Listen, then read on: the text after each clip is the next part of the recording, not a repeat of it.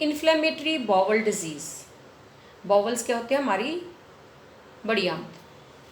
तो आज हम जानेंगे कि इन्फ्लेमेटरी बॉवल डिजीज़ में कौन कौन सी डिजीज़ आती हैं। उसमें से मैं एक डिज़ीज़ को डिस्कस करूँगी। इसमें दो तरह की डिजीज़ आती हैं, एक तो है ulcerative colitis, second is Crohn's disease. आज मैं डिस्कस करूँगी अल्सरेटिव कोलाइटिस। ये क्या होता है, क्यों होता है, इसके symptoms, treatment, then the homeopathy क्या रोल प्ले करती है इसको ट्रीट करने के लिए।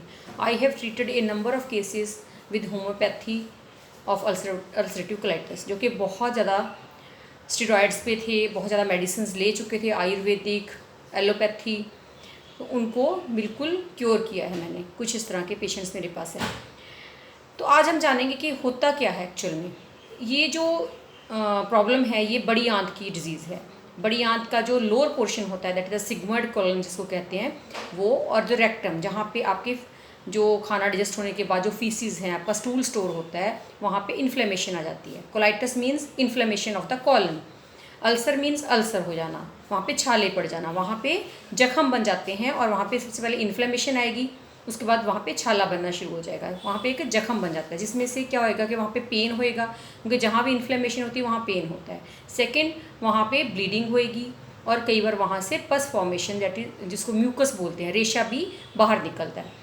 तो इस तरह के सिम्टम आते हैं। और बाकी जो साथ में एसोसिएटेड सिम्टम आएंगे वो होएंगे, आपको बहुत ज़्यादा फटीग फील होएगी, टायर्डनेस होएगी और वीकनेस रहेगी, और आपको वेट लॉस बहुत ज़्यादा होएगा। इसमें जो पेशेंट्स का मैंने देखा है कि वेट लॉस बहुत होता है, और ये कई बार लीवर की तरफ भी स्प्रेड करती है। इसमें पेशेंट को साथ में फैटी लिवर भी साथ में ही होता है इस प्रॉब्लम के साथ ही। तो इसके कारण क्या हैं, रीज़न जो है, this is an autoimmune disorder. Autoimmune disorder क्या होता है? ऑटोम्यून डिजीज़ जो होती है, जो आपका इम्यून सिस्टम है, जो आपके जिन सेल्स ने आपकी इम्यूनिटी बढ़ानी है, वही सेल्स आपके हेल्थी सेल्स को खाना शुरू कर देते हैं।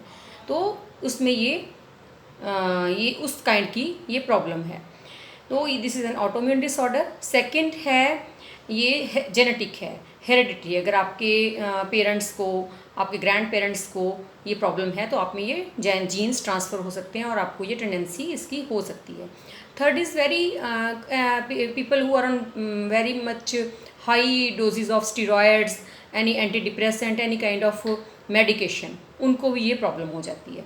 जब fourth main cause is the high fibre intake. आजकल जो बड़ा ट्रेंड चला हुआ है कि बहुत ज़्यादा हाई फाइबर डाइट लो तो उससे आपका वेट लॉस होएगा, आप बड़े हेल्दी रहोगे, एनर्जेटिक रहोगे, बट दिस इज़ रॉन्ग। जो फाइबर लेना है that should be 25% of the whole meal. आपका 25% आपका फाइबर होना चाहिए, बाकी जो न्यूट्रिएंट्स हैं, कार्ब्स, मिनरल्स, जो भी आपके फैट हो गया, और प्रोटीन होना चाहिए। कि पर क्या लोग क्या करते हैं, जैसे चोकर डाल के रोटी खानी, जब बहुत ज़्यादा सैलड लेना, बहुत ज़्यादा फाइबर डाइट लेनी, जैसे 75% उसको फाइबर डाइट ही कर लेते हैं कि हम लाइट फील करेंगे, बट उससे भी कई बार ये प्रॉब्लम आ जाती है।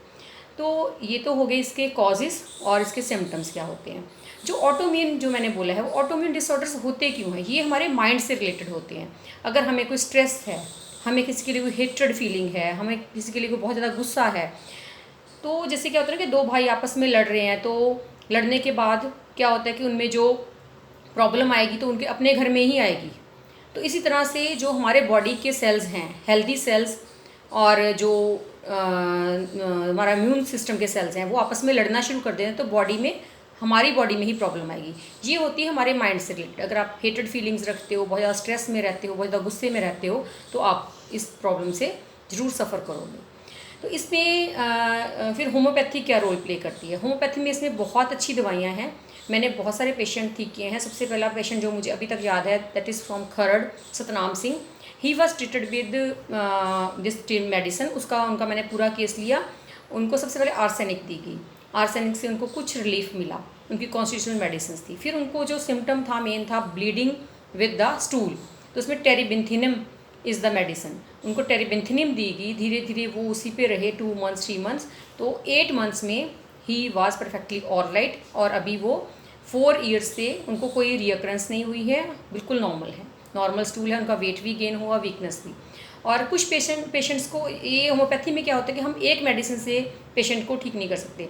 इसमें मर्कसॉल, एक पेशेंट को मैंने मर्कसॉल से ठीक किया, उनको ब्लीडिंग बहुत ज़्यादा थी, और जो मवाद होता है जिसको बोलते हैं रेशा, वो कम था। तो उसमें मर्कसोल बड़ा अच्छा काम करती है, बाकी उनका कॉन्स्टिट्यूशन भी मर्कसोल का था। The next medicine is the merc cor, उसमें रेशा ज़्यादा होता है, ब्लीडिंग कम होती है, तो उसमें हम मर्ककॉर देते हैं। और लाइक नक्स वोमिका, अगर आपका बहुत सेडेंट्री लाइफस्टाइल है, आप बहुत ज़्यादा अल्कोहल इंटेक कर रहे हो, स्मोक कर रहे हो और आप बहुत ज़्यादा स्टिमुलेंट्स ले रहे हो, चाय कॉफ़ी, तब भी आप इस डिज़ीज़ से सफ़र कर सकते हो, उसमें नक्स वोमिका बहुत अच्छा काम करती है। और नेक्स्ट मेडिसिन इज़ द एलोज़। एक पेशेंट को एलोज से आराम आया, एलोज के बाद उनको सल्फर से फॉलो किया गया। एलोज में क्या होता है कि बहुत ज़्यादा फ्लैचुलेंट स्टूल होता है, बहुत ज़्यादा गैस निकलती है, रेशा निकलता है और पेट में दर्द रहता है, तो उसमें एलोज, उसके बाद उनको सल्फ़र से फॉलो किया गया, because the constitution was of sulphur, then he is now perfectly all right. तो इस तरह से अलग अलग पेशेंट्स को अलग अलग दवाइयाँ दी जाती हैं according to the cause and the symptoms of the patient. So if you are having any kind of symptom of ulcerative colitis, you can consult me, because I have a treatment for ulcerative colitis. I give 100% guarantee of this disease because I have cured every case of ulcerative colitis which came to my clinic. So if you are, thank you so much for watching my video, and if you like my video, please press the like button. If you are new to my channel, please subscribe my channel, and you can call me at 981591372 if you need my help. Thank you so much for watching me.